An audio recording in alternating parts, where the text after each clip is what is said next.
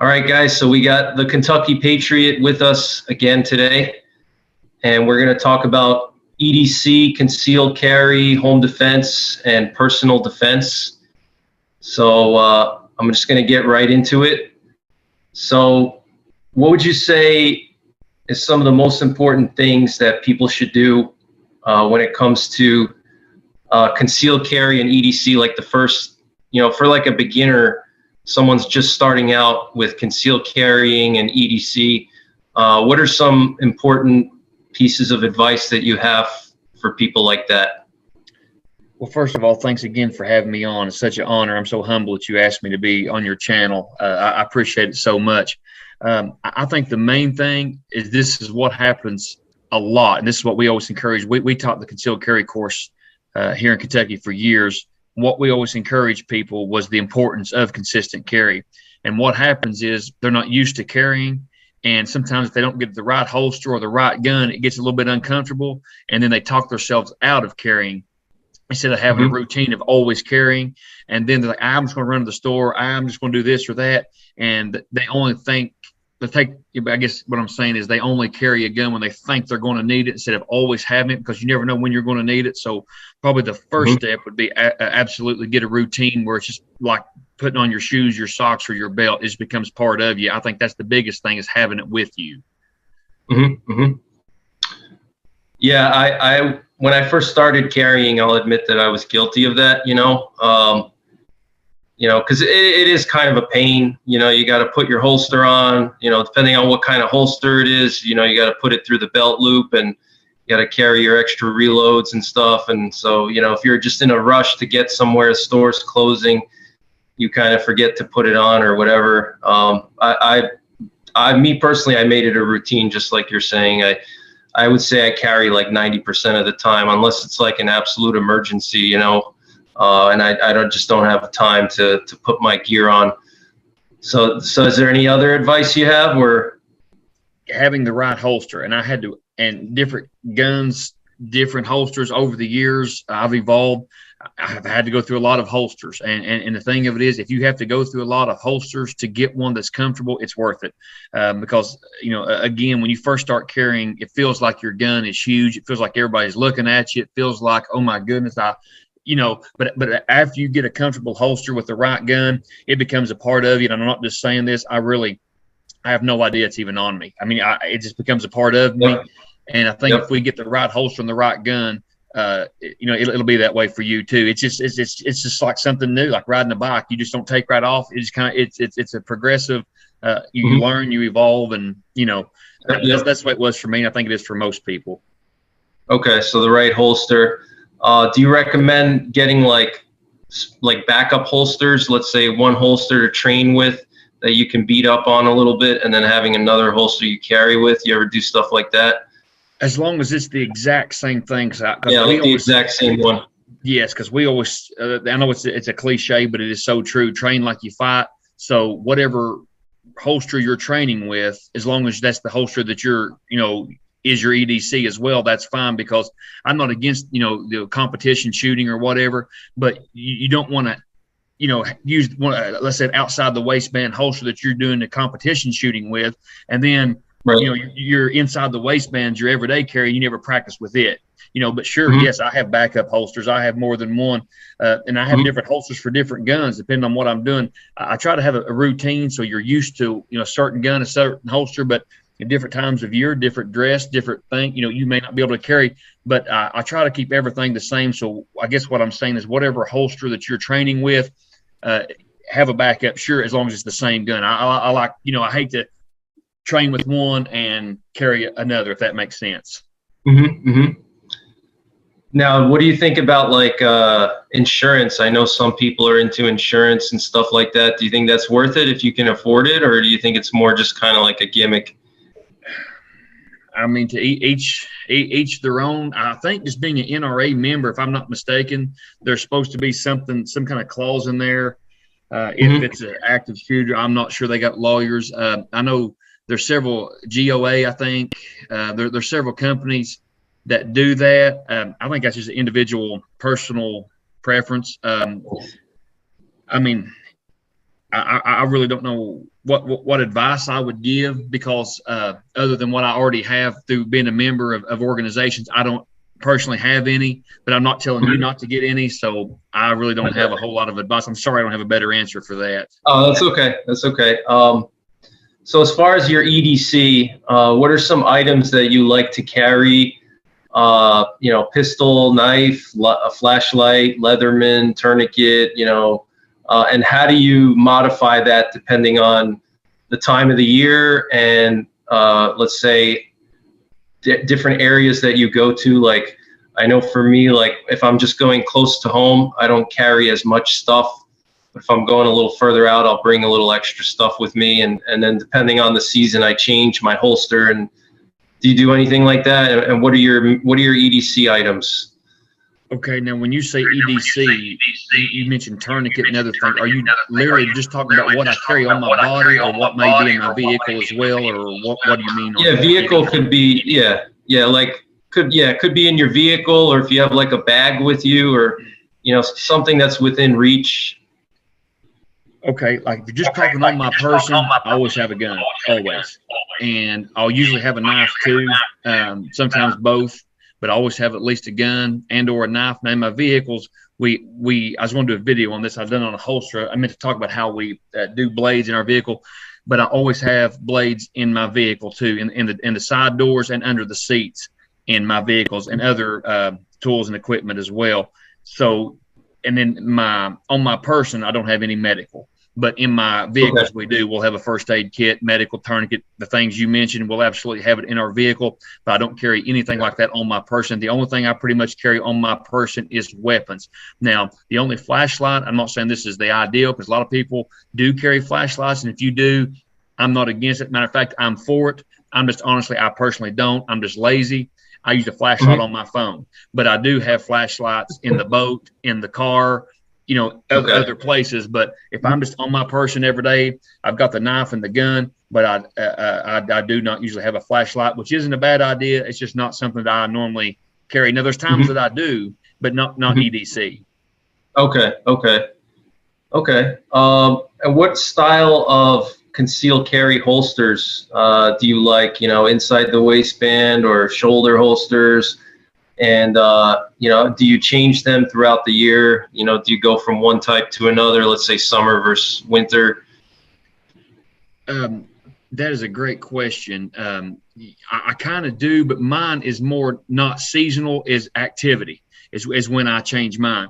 Now, if it's just day to day, my work, my church, my going to the grocery store, my running the kids here and there, I have an outside the waistband, but I'm a bigger guy.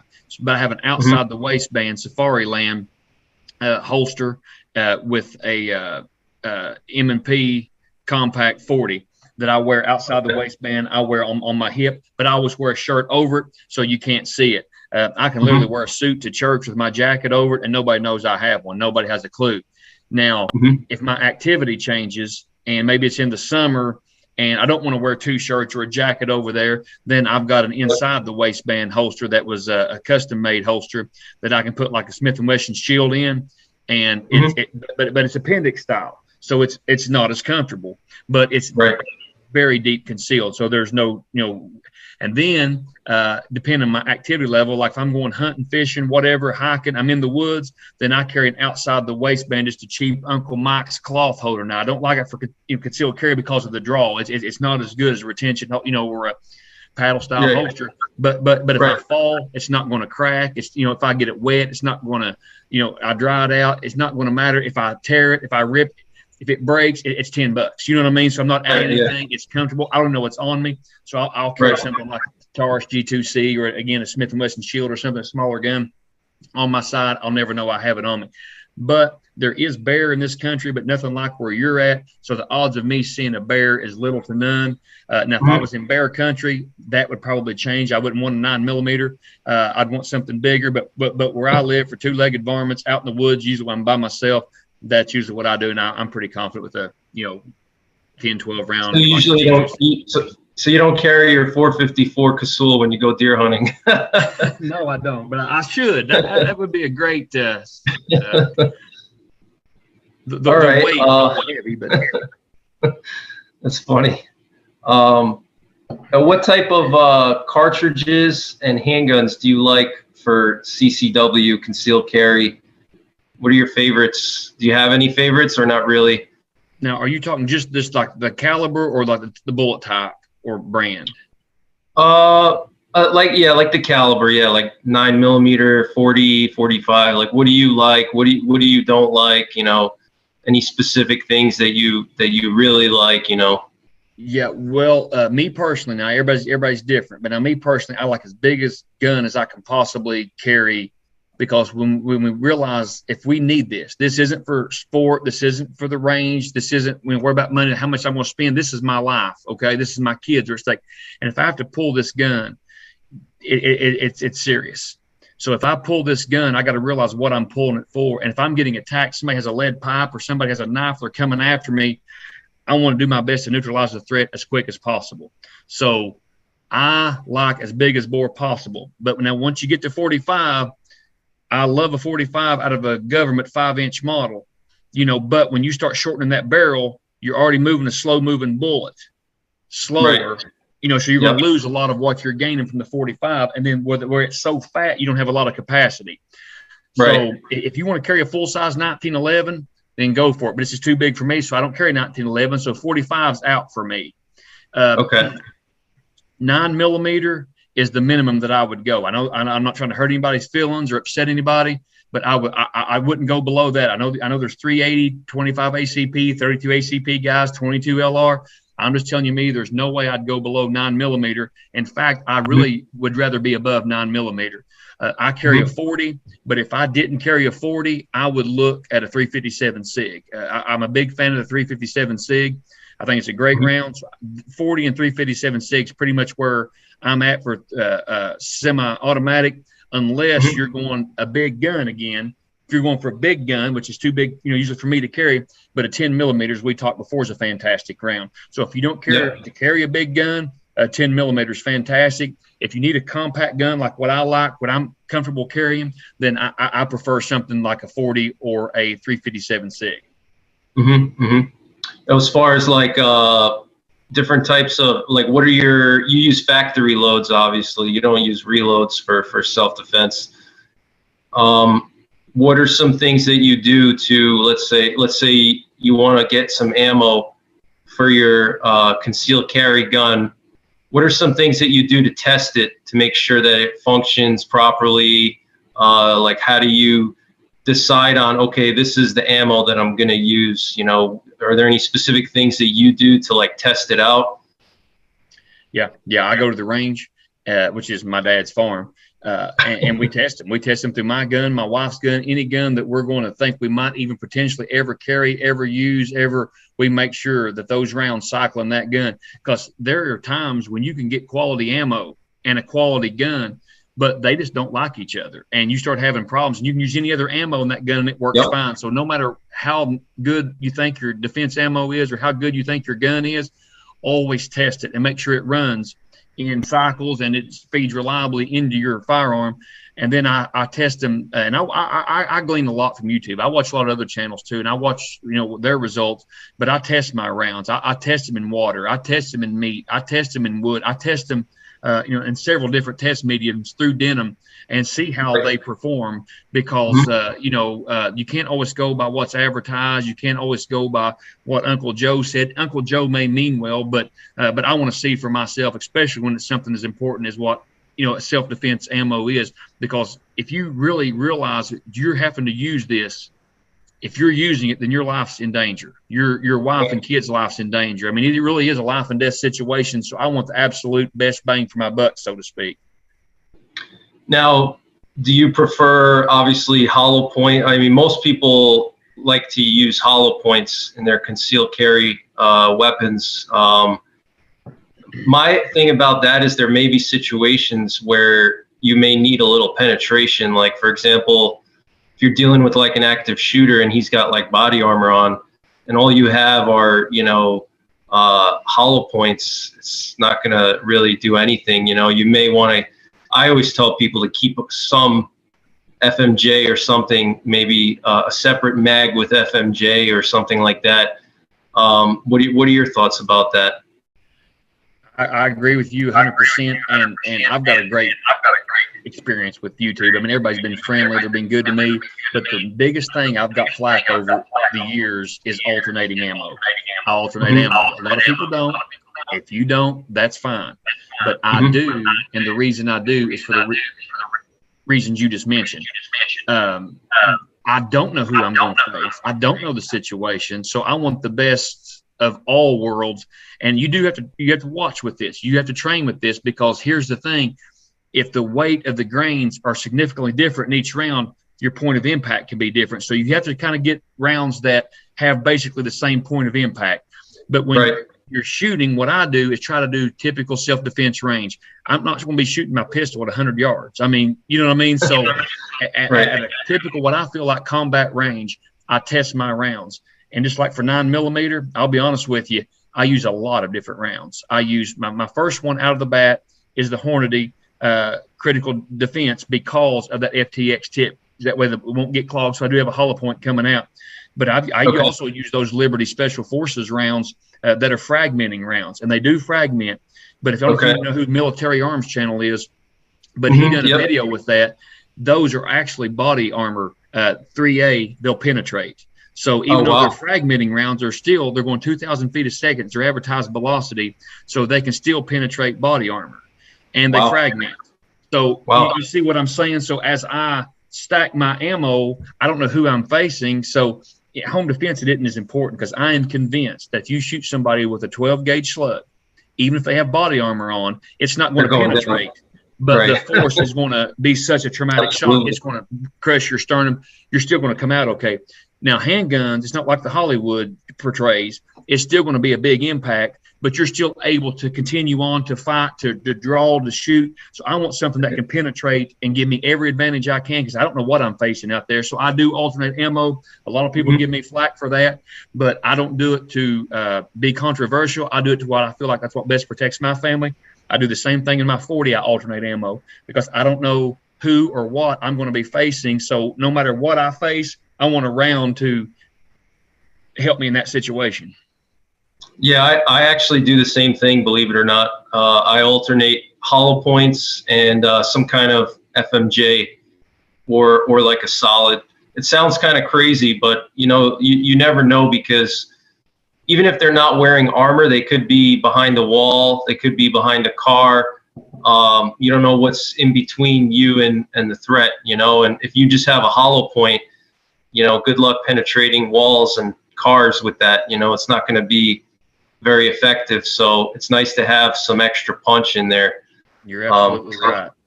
I'm glad you agree with me on that. I don't really hear many people doing that, actually. I don't either. I really don't. And like I said, I'm not telling anybody what to do, what not to do, because most people will tell you, that. But I just really honestly feel like if I knew beyond a shadow of a doubt a guy was wearing a T-shirt, he was going to be, and sure, hollow points would be the answer. But you don't know, and if you don't know, I would just rather be prepared. But there's a lot of people that says that's crazy, and they absolutely teach against that. So each your own. But I will do this. I want to be a free thinker. I don't want to be stubborn where if somebody comes up with a better idea, I don't want to listen and learn and glean. But sometimes the good Lord put this matter in between our ears for us to use it what's best for us. And it may not be what's best for your neighbor, but it might be what's best for you. And I've got to look out for me and my family, and I want to make choices that's best for us. Yeah, I agree with you. What are your thoughts about, a lot of people talk about like over penetration. That's like a big one with concealed carry. And, my whole thing is with that is that, I definitely don't want over penetration, but at the same time, you should always know what's beyond your target. Like, I'm not going to squeeze the trigger on a threat if I know that there's a chance that there's someone right behind that. You know what I mean? Like, if you're in a situation where you're worried about over penetration, then really you shouldn't even squeeze the trigger to begin with, right? What are your thoughts about that? I agree, and I'm not here to endorse or criticize any manufacturer, any company, or anybody's thought process. But these extreme penetrator rounds that are getting like 30 inches in ballistics gel or whatever, why? Why? That's what's causing the over penetration issues. I mean, sure, I want it to penetrate flesh and bone, but your hollow points are going to do that. I mean, your hollow points, even out of a low pressure round like a 9mm, that's what I consider the bottom threshold that I would even consider carrying, is still going to reach your vitals, or at least should, with the right ammo. So when you start getting these extreme penetrator rounds that don't expand, all you're doing is poking holes. You're losing your expansion. You're losing fragmentation. You're losing all your advantages to penetrate something 32 inches. Well, what's 30? I mean, unless you're in Africa going to hunt some huge boar that you want deep penetration, I don't know why you would want deep penetration like that for a concealed carry ammo. I just, and I'm not trying to criticize or run anybody down, but think about what you're doing, because like you said, if you do want to know what your target and what's behind it. But I mean, in a time when adrenaline's pumping, I don't want to think if I shoot this guy, there's a wall behind it, but it goes through that wall and through that glass, and it goes indefinitely. I don't want to go through the whole building. Yeah. Don't ever want to take chances with a firearm. Don't misunderstand what I'm saying, that you take chances with a hollow point. I'm not saying that at all, but I don't want a round that penetrates indefinitely. I mean, I don't know what you're gaining by that. That doesn't make any sense to me at all. Yeah, I agree with you on that. Yeah, for sure. I just sometimes keep like FMJ or something like that around, just in case, if you really need that. But yeah, I agree. Now I've done a video on a 45 ACP in the government model, the 5-inch of a 1911, and I used hollow points, and they done great. But this is what people don't understand: full metal jackets on 45 ACP done absolutely spectacular because they're gigantic. So even though they didn't expand, they still had plenty of penetration. They were going like through 5 water. They were doing fantastic.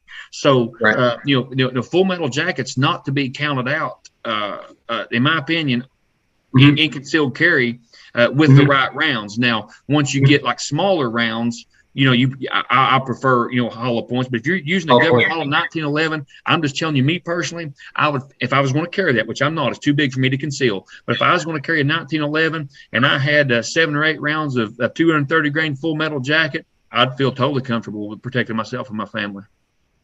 Okay.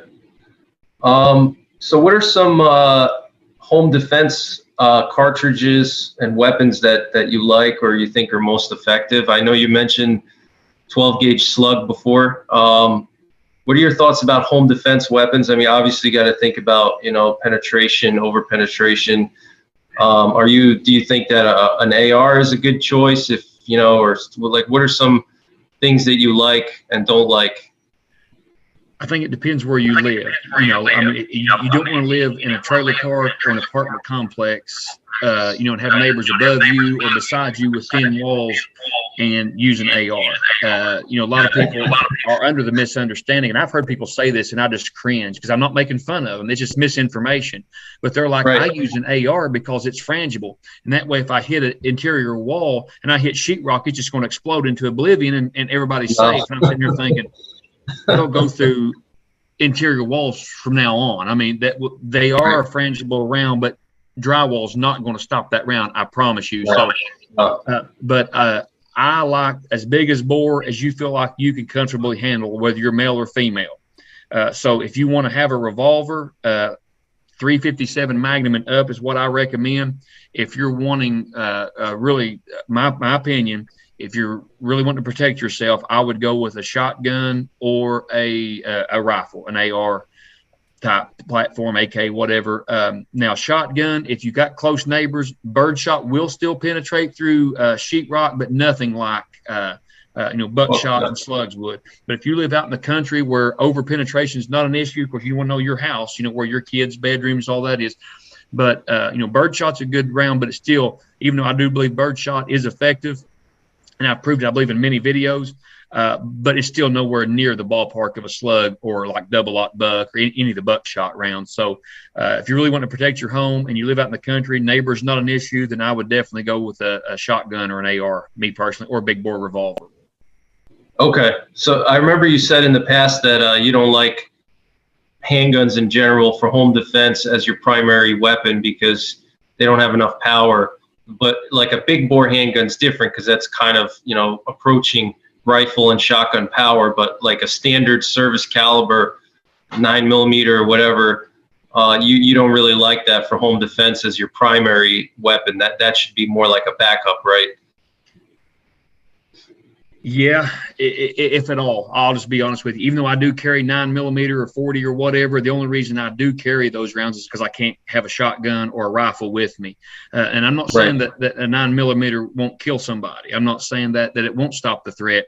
But the target selection has to be so much more precise. And even if you do hit somebody very well, that doesn't mean it's going to neutralize the threat instantly. And what I mean by that, if they're running at you with a knife, I'm sure you've heard the 21-foot rule. Even though you may hit them and hit them well, even high in the chest, they still may be able to stab you a time or two. They still may be able to get to their gun and return fire. There's a lot of things that can happen. What I'm telling you, if you put a shot right here from a 454 Casull, a shotgun with a slug, a couple of double taps, real quick, because AR has no recoil basically at all. And you can double tap. You put two shots right here, it's over. There is no I'm going to continue to. It's over, and you have to really think about it. If somebody's in your house and they're charging you with that kind of intent, you want something to stop them now, not something that's going to slow them down, but you want central nervous system, immediate, lights out, boom, stop, game over, instead of them continuing to, on with their malicious act. Yeah, I agree 100%. Yeah, I mean, if they've already made the decision to break into your house, and then they made the decision to charge you, chances are they're not going to change their mind at that point. They've already crossed so many lines, they're going to go all the way, right? So, well, let me ask you this: if you was going to break into somebody's house, would you have on body armor? Maybe, yeah. I would. I'll tell you right now, I would. So, what if you have a 9mm defending yourself and they have on body armor? Right. Or what if they come in with a rifle? Yeah. What if they come in with a rifle? What if they come in with body armor and a rifle? You don't want to be outgunned, and you don't want to give them a chance to, like I said, if you hit a good center shot, but they've got body armor, you could be in trouble. Like I said, if you hit them high in the chest with a slug, even with body armor, now it won't penetrate the body armor, but I am more than certain, because I've seen body armor be shot behind clay with a 9mm. It looks like somebody's punching with a fist. 45's even bigger fist, and neither one of those rounds are even in the ballpark of the foot-pounds of energy and the power and the size and the velocity of a slug. So even with body armor, I am more than confident that a slug will save the day. Yeah, even just the blast and the concussion, if they're getting close to you, just that muzzle blast from the end of that barrel, I mean, that can just the gases coming out could just burn their whole face off. I mean. If you've ever seen any of the videos where I shoot water jugs with a slug, people don't understand the power of a slug up. And I know water's not exactly bone, because we shoot meat targets too. But when you shoot something with a slug, it is amazing, the results, and it's instantaneous. I mean, it is phenomenal to shoot up close and personal with a slug. It really is. Yeah, you could ask any deer hunter that uses slugs to hunt. I mean, deer just drop with one shot; they don't even run. Yeah, even more effective than a rifle.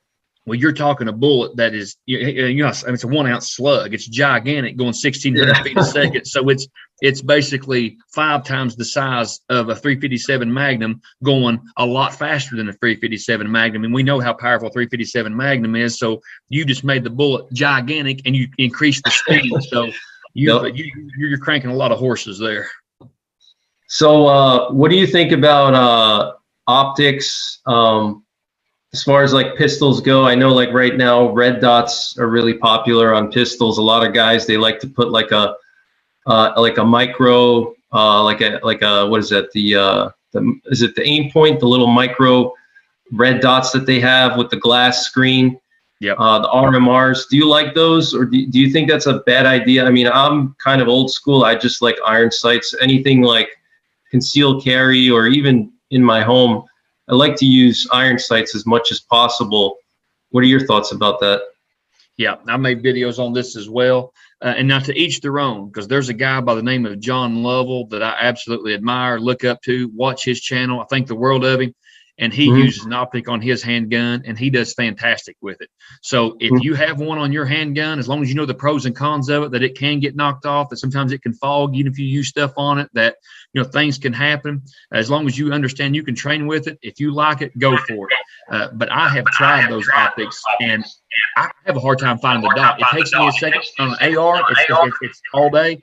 On a pistol, I have a hard time finding that dot, and it's not good for me. So I like iron sights all the way, especially for concealed carry. Okay. What are your thoughts about weapon-mounted lights as far as like on your pistol? Do you have on your concealed carry, do you mount a little light like a stream light on it, or not really? I do not, but on concealed carry, that is not a bad idea at all. That either to have one with you or to have one on your mount. Now, I do not like one for home defense, and I get a lot of flack over that too, because people say you should know your target, which that part is true. You should absolutely be able to identify your targets. You don't ever want to shoot if you know what you're shooting. But the thing of it is, you should also know the layout of your house, and there's usually some ambient light in there. And the problem of it is, if you come into my house and you have a gun and I flash that light, all you gotta do is aim toward that light. You probably, you know, I don't want any. I mean, to steal, and I've done this before in an older video, to steal a phrase from the Marine Recon guy, swift, silent, deadly. That's what I want to come through my house, swift, silent, deadly. I don't want to come through loud, lights blazing. You know where I'm coming from. I know my layout of my house better than anybody, and I'm going to use that for my advantage. I never want you to see anything coming. And once you decide to break into my house, I don't want to give you any advantage or give away my position, because I know the layout of my house. I know where everything's at. You know, most intruders won't unless they know my house really well, which they shouldn't. But I do not want to give my position away. There should be ambient light in the house. And if I know, Sun Tzu said, if you know your enemy and know yourself, I know where my wife's at. I know where my kids are at. So the guy that's in my living room with a ski mask on, I mean, it didn't take a rocket scientist to figure out that guy's my threat. You know what I mean? So I'm not much for any kind of giving away anything, especially your position or where you're coming from or which direction you're coming from at all on home defense.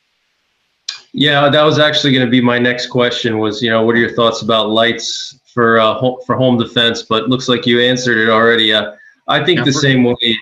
Now, for concealed carry, I can see where that would definitely, because, you know, you may be out at night. You don't have a tactical advantage of your home. Your home is your castle. So you don't know what situation you're going to find yourself in. So I am definitely not against a light either carried or on your mount, on your weapon, or you know, something like that, or for duty. I'm not against that at all for EDC or duty, but just for home defense, that's a big no-go for me. Okay. That's good to hear that. I haven't really heard many people say that before. What kind of optics do you like for, let's say, your long guns, your fighting long guns, you know, like your defensive long guns, your AR, your AK, you know, your shotgun? What kind of optics do you like? Red dots, scopes? What do you like? I'm an optic nerd. I love everything. I love the magnifying scopes. I love the holographic scopes. I love the red dot scopes. I love the lasers. I love them all. But if you're talking for home defense, I don't like any of them. I don't want anything that gets in the way. I don't want anything that has to be battery operated. I want me and my firearm, and that's it. I mean, that's it. So I don't want to sound hypocritical. So if you come to my house and we go to the range, you're like, well, I thought you didn't use optics. No, if we're going to the range, yeah, we'll geek out on optics. But I'm talking about just for my home defense weapons. None of my home defense weapons have anything on them but iron sights, and that's all. That's all I run. Okay, yeah, because you got to figure home defense ranges are close anyway, 25 yards or less. You're not going to be, you know. And then plus the battery, you know, the battery could go out or whatever. But as far as like, you know, let's say you're in a SHTF situation. Let's say you have a collapse of society, and you need some kind of optic to protect your home, your neighborhood, you know, do patrols and whatnot. What kind of optics do you prefer in that kind of situation? Well, in that kind of situation, I would probably want a scope that magnifies, because my eyes aren't what they used to be. I wear glasses. So I can still see pretty good close up, but now far away, I have trouble. So I would definitely want something to bring that target in to view, because as you mentioned earlier, you sure don't want to over penetrate or actually shoot over a ridge or a berm and hurt somebody. You sure want to make sure that shot goes where you want it, and you want to make sure that what's beyond your target as well. So I would definitely want some kind of a magnifying scope that brings the, you know, object a lot closer to my eye, so to speak. Okay.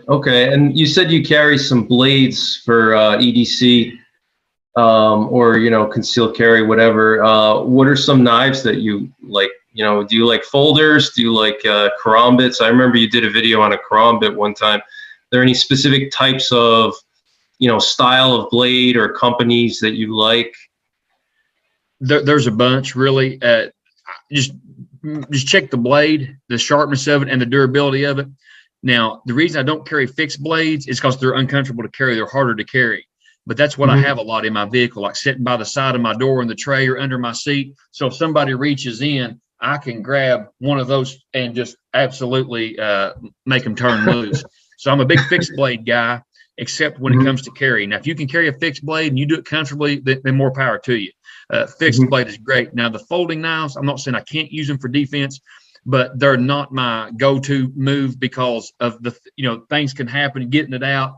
Usually I'm not saying I couldn't use those or I wouldn't use those, but most of the time those are more for utility. Yeah, to be honest with you. I'm not saying I wouldn't use it or couldn't use it, but in general, yeah, it's more of a utility type. I don't really use them as tools. I don't want to use them as a screwdriver. It dulls them, but still just cutting something, just having a blade on you.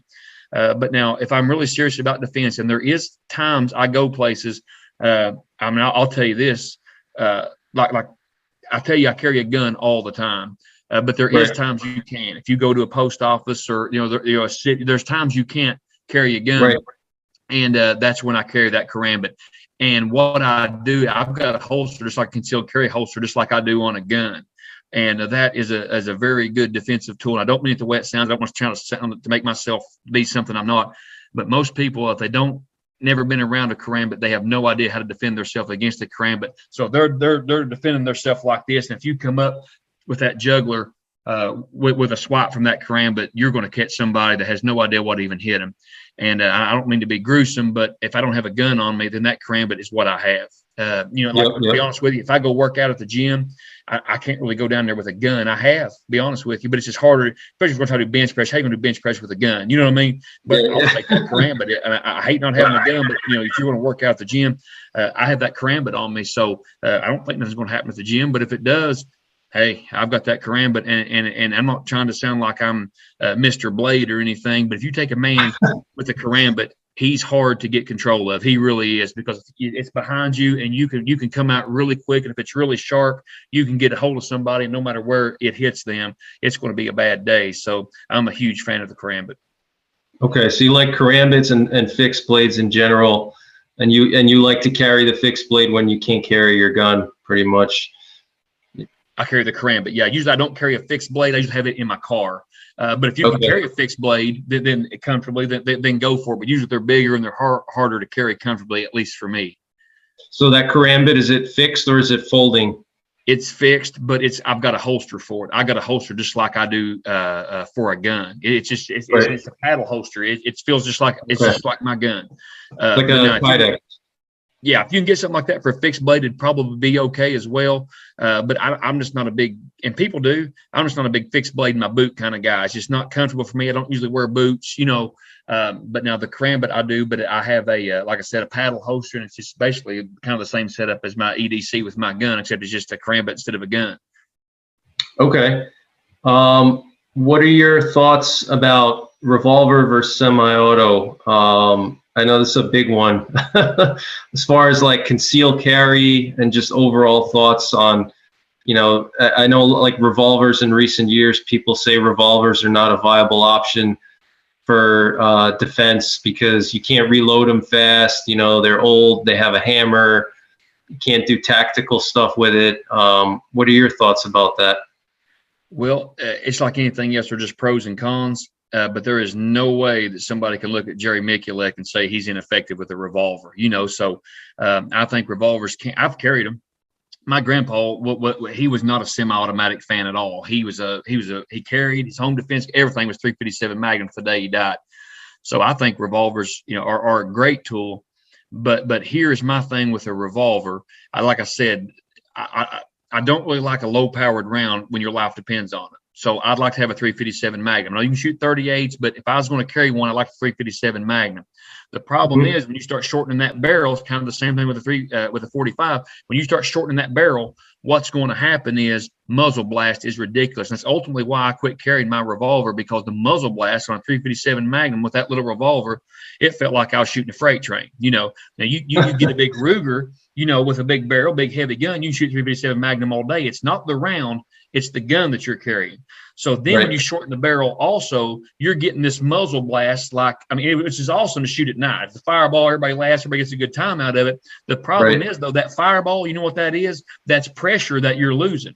That's power that you're losing. So when you're losing that power, you're just gaining a ton of recoil. And instead of all that going into the target, you're losing a lot of that. So even though you're carrying a 357 Magnum, you're not getting, don't think that you're getting the same thing out of that little tiny barrel that you're getting out of that 6 or 7 inch barrel. You see what I'm saying? You're losing all that. So you have a massive amount of recoil and only 5 to 6 shots.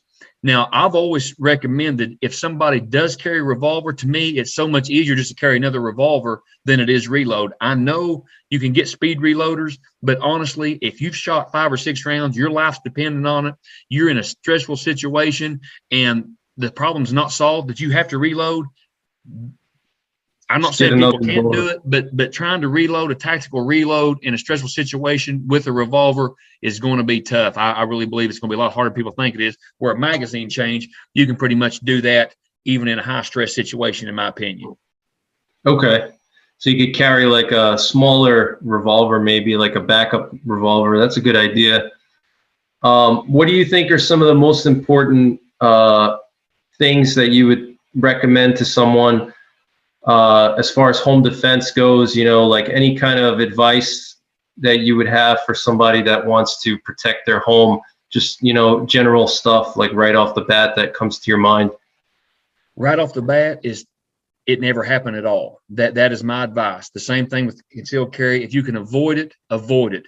That's why I recommend dogs, motion detectors, there's street lights. There's all kinds of ways to, when a bad guy's looking for a target, I'm not saying you have to have barbed wire, make it look, uninvitable to your neighbor, but when a bad guy's looking for a target, what he's looking for in general, unless he's, it's a deranged boyfriend or, somebody that's, you fired at work and you're the boss and he's kind of come to kill you. They're looking for an easy target. They're looking for somewhere they can get in and out. And if you have a, German Shepherd out front, if you have stickers that says, this house is protected by alarm, and if you have motion detectors, you have all these things that he's just going to go on. So the best thing I could tell you is try to avoid it at all costs, because once they come into your house, it's too late. Of course, I recommend reinforced deadbolts on your door, hardening your doors.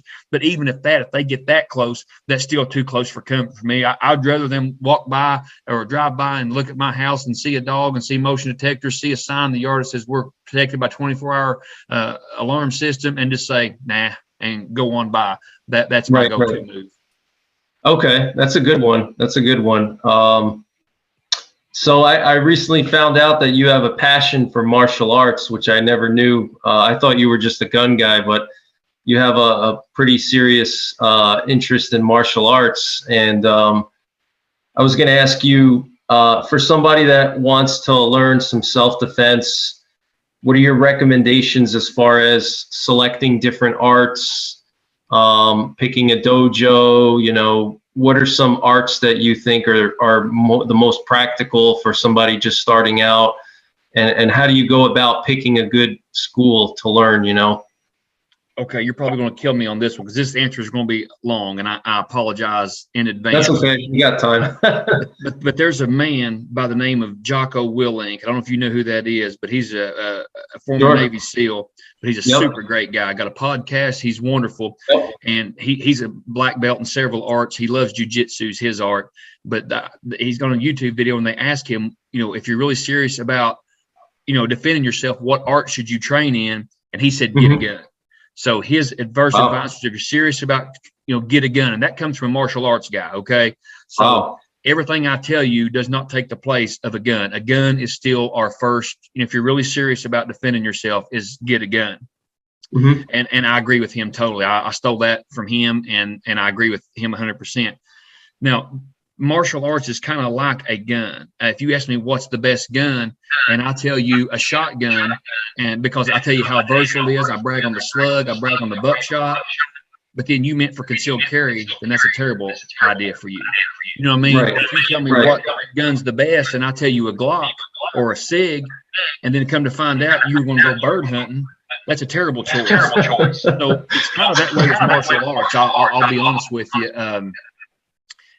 The school and the art, especially the school, has a lot to do with it. It really does. But your age, your body type, what you want, what you're trying to do, also plays a huge part in it too. But just real quick, just generalize, just being able to defend yourself. Boxing is great. Kickboxing is great. Muay Thai, any of your striking arts. Now, I know this is probably going to be popular, and this isn't to offend anyone, because if I didn't think it was important, I wouldn't train in it either. But me and my kids, we've trained jiu-jitsu and sambo and wrestling, other arts as well. So I'm not saying groundwork's not important, but the thing of it is, I would definitely, if I'm just starting out, would try to train in a striking art first and then incorporate groundwork later on, because your last name could literally be Gracie. You can have the best ground game in the world. And in the octagon, it's important. But in the real world, if I have you in an arm bar and you're tapping out, but you got three buddies with you, they're going to come over and stomp on my head while I've got you on the ground. You know what I mean? I would definitely want to strike and evade. I would definitely go for some striking arts and then maybe incorporate groundwork later on. But none of the arts will take the place of a gun. I don't mean this the way it sounds, that people watch Chuck Norris, and yes, he's great. Yes, we love Chuck Norris. Who doesn't? But in the real world, you're not going to be able to combat 3 or 4 bad guys and walk out looking awesome like Chuck Norris. If you've ever really been to, I know you have in some real world situations, in a place where there's 3 or 4 combatants, even in a controlled environment like a dojo, when you train with 3 people coming at you, it is tough. And the same thing with a knife. If you've ever tried, even in training, when somebody's really serious, and even though it's a training knife, if they're really coming after you with a knife, it is so hard to defend. It really is. They know what they're doing at all. Defending yourself against a knife is extremely difficult. The same thing with 3 combatants. So, there is no real quick. And then people want this. They want you to teach them some Japanese secret, some ancient Chinese, where they can train for 3 weeks and be able to defend themselves like Chuck Norris. It doesn't happen. It takes years. It doesn't work that way. And and that's why people always say we're studying martial arts, because there's always something to learn. There's always something to improve on. So I know that answer was ridiculously long, but there's just so much to that. It's just hard to peel back all the layers and get to the meat of it. But real quick, probably anything you're training in is better than what you're doing now if you're doing nothing. You know what I mean? So if you find somewhere, just start somewhere and just learn. But I would definitely check my instructor and the class and the kids, and make sure it's a clean place, make sure what they're teaching makes sense. I mean, use your own judgment. If they're telling you something, and I'm not throwing off, but if they tell there's no touch karate or something that used to be big back in the 90s, come on. I mean, nobody's going to no touch. There is no such thing as the touch of death or no touch, but just kind of look at what they're and say, is this practical? Would this work? Would I be able to defend myself using this?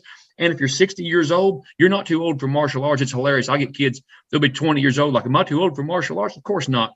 But realistically, if you're 60, Tang Sudo and you're spinning crescent kicks probably isn't going to be realistic for you. You know what I mean? But you can still learn to defend yourself, but you have to be realistic. I mean, if you're wanting to do a spinning jump crescent, like I said, at 65, and Tang Sudo is probably not going to be your art. But if you're 20, hey, go for it. That'd be just funny picturing that in my head, like a 70-year-old guy doing a Jean-Claude Van Damme kick. It'd be hilarious. So that makes sense. Like striking arts first and then groundwork after. I think that's pretty well accepted. I think a lot of people would agree with you on that. Your big names though, judo, any of it. I mean, there's a lot of great arts out there, so it doesn't have to be. I know guys in a lot of arts, different arts that I wouldn't want to mess with. I'll be honest with you. You know what I mean? So I don't think as much as the art. Bruce Lee, I think, even said it wasn't much the art as it was the practitioner. I think there's a lot to that. Yeah, like there's a lot of guys out there that train Taekwondo, and then you talk to some people and they say, "Oh, Taekwondo is not a practical art." But let me tell you something. I wouldn't want to get hit by a black belt Taekwondo guy, you know, that really knows how to kick, and you know, all they do is kick all the time. I wouldn't want to be, you know what I mean? So you can't just generalize. This is not practical. This is practical, you know. You're absolutely right. I think what gives Taekwondo a bad name is their rules in their sport, their competition. You know what I mean? Where they're so kick heavy and that, but that's just the art of it. That's just the sport of it. Right. There's another guy I watch, and I'm 99% sure he's Taekwondo, and it's called the Ginger Ninja.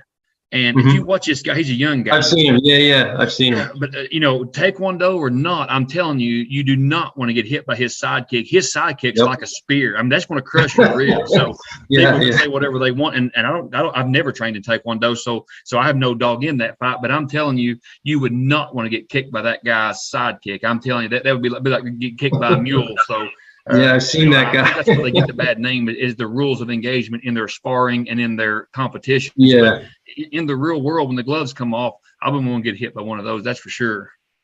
Yeah, especially a master that really knows his art. You know, you don't want to mess with someone, you know, that's really mastered it. Now, do you think that people should carry? Well, we kind of touched on this with the knife, but do you think also that maybe people focus too much on the firearms aspect of self-defense, and they don't focus on, you know, what happens if, let's say, you don't have your gun, you know, for whatever reason it jams, you know, you never know what could happen. I mean, you could have an overpressure round and you could blow your whole barrel off, and you still have a guy coming at you with a knife, you know. Yeah. Do you think people focus too much sometimes? And are there any other, like, I mean, we touched on the knife, but are there any other peripheral tools or equipment that people could employ in situations like that, you know?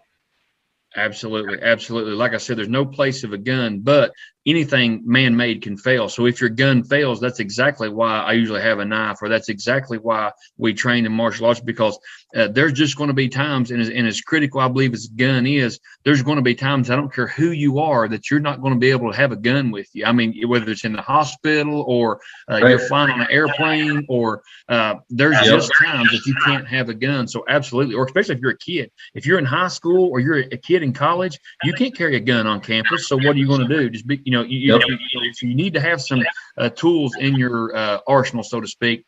And improvised weapons is one of the things I think that people fail to realize how important. I'll tell you this real quick. But in our art, when you get about to black belt, you have to kind of pick your weapon, what you want to specialize in. You have to kind of know different weapons. But there's one guy, he specialized in a cane. People's like, well, that's stupid. Well, not really, because honestly, if you're going to defend yourself, the odds of you having a broadsword is about zero. The odds of you being able to defend yourself, even though it looks cool with the nunchucks, is about zero. Even having a bow staff, and where are you going to find a bow staff unless you unscrew a mop or something? But a cane, you can take a cane in, even around the Secret Service, to see the president. You can take a cane into a hospital, a city building, and if you know how to use a cane, I'm telling you what, even the hook, the front end, you can use it to block a cane. And so actually, I thought his choice was very good. It's an improvised weapon. It's not a gun, but still, if I don't have a gun, I'll take a cane any day. Yeah, I think I agree with you on that. Some kind of like short to medium length stick is really good to have. Okay, that's a good one. What do you think about pepper sprays? Do you think that's a viable option? Have you done any testing with them or anything? I'll tell you why I don't like them. And a lot of people, that's their go-to move, and it upsets them when I say this, but it's a fact. You can look it up. The military and the police, they get sprayed in the face with pepper spray, and they have to complete an objective because they want them to realize what it's like to get sprayed by that. And if you do get sprayed by that, you can't just give up. You have to go ahead and complete the mission.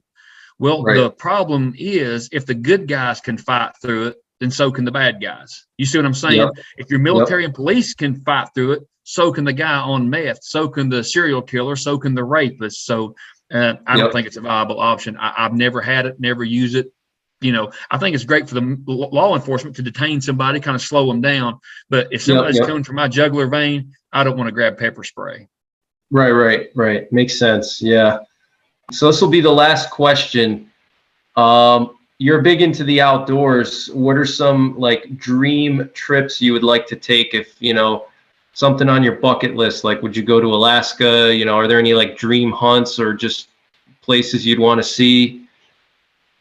A lot of places. Alaska would be great, but I tell you, I've dreamed and want to go to Utah, Zion, out west,